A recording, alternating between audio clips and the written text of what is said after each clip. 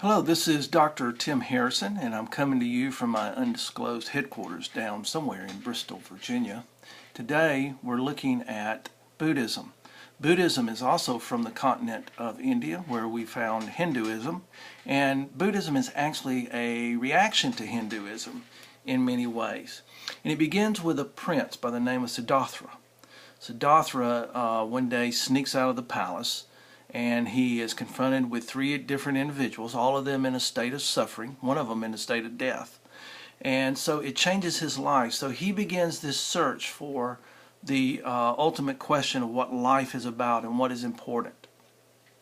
After some time and some enlightenment up under a tree, he comes to understand that life is about suffering.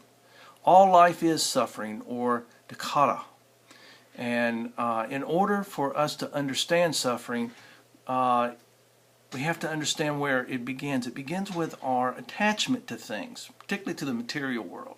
And so in order to get rid of suffering, he believed that you had to have dispassion, or you had to give up your attachment to material things.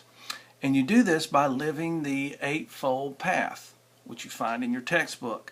And this is also called sometimes the middle way, or the life of moderation. Okay? Now, for Buddhist, the self is not a permanent thing. In fact, you do not have a self. You're not an individual.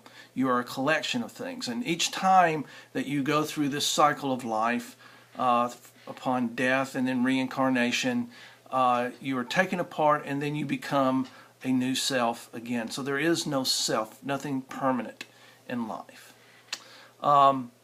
There's no soul, there's nothing. There's just a conglomeration of different things like matter and sensation, perceptions, mental activities, consciousness, all sort of come together like atoms coming together into matter. And at death, they break apart. And so when you're reincarnated, they come back together. So it's very different. Even though you may retain little bits of it, it's different. You're different every time you come in. Now, Buddha also rejected the caste system. This is one of his rejections of Hinduism. He rejects the caste system because he thought it was unfair for someone to have to come back into this world and suffer more. So for the Buddhists, they believe that you can actually reach nirvana, which is the ultimate goal for Buddhism.